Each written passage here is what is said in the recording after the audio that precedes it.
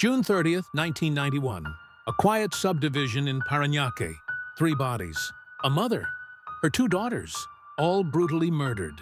Inside their own home. The crime would horrify a nation. The investigation would divide it. And the trial would haunt the Philippine justice system for decades. This isn't just a story about blood and violence. It's a story about power, about memory, about justice, and what happens when truth becomes harder to find than a killer. Tonight, we revisit one of the darkest chapters in Philippine crime history. This is the Vizconde Massacre, a family silenced. Only here on Pinoy True Crime Story. It was a quiet night in the suburbs of Parañaque on June 30th, 1991. The Vizconde residence, nestled in the upscale village of BF Homes, appeared peaceful from the outside. The neighbors heard no cries, no shouts, no sign of terror. But behind those walls, a horrific crime had taken place. One that would shock the nation and haunt the Philippines for decades to come. Inside the house, 3 members of the Vizconde family were dead. Estrellita Vizconde, the 49-year-old mother, Carmela, her 18-year-old daughter, and Jennifer, only 6 years old. Estrellita had been stabbed multiple times, her body discovered in the master bedroom, lying in a pool of blood. Jennifer, barely in grade school, had been found with 19 stab wounds.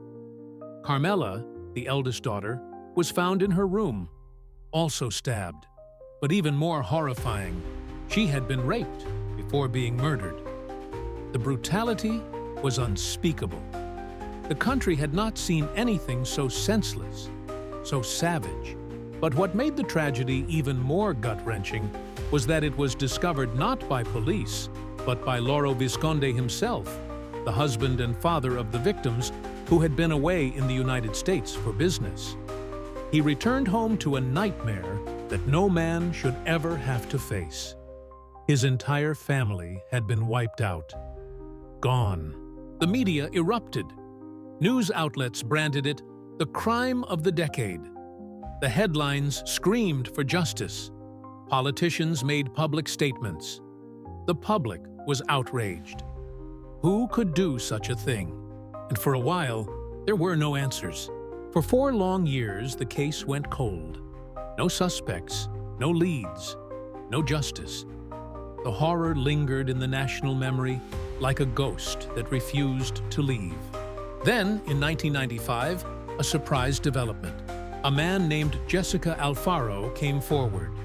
She was a self-confessed former drug user, and she claimed to be a government asset. Alfaro said she had witnessed the crime. She named the mastermind, the men who carried it out, and even gave details only someone present could possibly know. At the center of her accusation was Hubert Webb, the son of a former senator. Alongside him, several other young men were named: Antonio Lejano, Hospicio Fernandez, Peter Estrada, Miguel Rodriguez, Joey Filart, and Artemio Ventura. According to Alfaro, she was with the group on the night of June 30th. She claimed they were high on drugs when they decided to visit Carmela at her home. That was when everything spiraled into chaos. Hubert allegedly raped Carmela, and the others stabbed the rest of the family to death. The nation reeled. The suspects were all from affluent families, educated, well-connected, not the usual faces associated with violent crimes. The trial began. It dragged on for years, with every hearing followed closely by the press.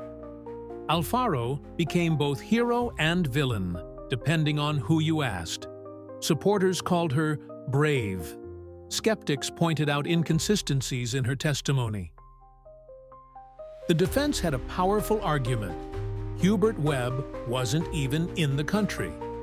They claimed he had been in the United States during the time of the massacre, and they had documents, immigration records, even eyewitnesses from the U.S. to back it up. But the prosecution countered that the documents could be faked. In 2000, after 5 years of trial, the decision was made. Judge Amelita Tolentino found Webb and 6 others guilty of rape with homicide and sentenced them to life imprisonment. The Vizconde family rejoiced. Lauro Vizconde, who had lost everything, finally had justice. Or so it seemed. But the story did not end there. Years later, the defense persisted. They appealed to the Supreme Court. And in December 2010, the unthinkable happened. The Supreme Court acquitted Webb and the others, saying the prosecution failed to prove their guilt beyond reasonable doubt. The justices pointed out the inconsistencies in Alfaro's testimony.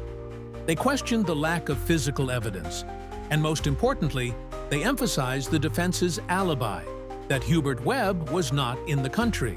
After serving 15 years in prison, Webb and the other accused walked free. The public was divided. Some believed in their innocence. Others still felt they had gotten away with murder. Lauro Vizconde, broken and aging, said justice had died that day. He died 5 years later, in 2016, never knowing who truly killed his wife and daughters. To this day, the Vizconde Massacre remains one of the most infamous, unresolved cases in Philippine history. No one else has ever been convicted. The truth lies buried with Estrellita, Carmela, and Jennifer, and perhaps with someone still walking free. 3 lives stolen, a father left to grieve, a country still searching for the truth, and a question that still echoes more than 3 decades later. Who really killed the Vizcondes?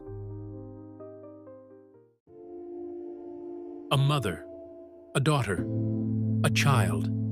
3 lives ended in silence, in a place that should have been safe. Their own home. Decades have passed, names have been cleared, reputations destroyed, and questions remain unanswered. Justice was promised. But was it truly served?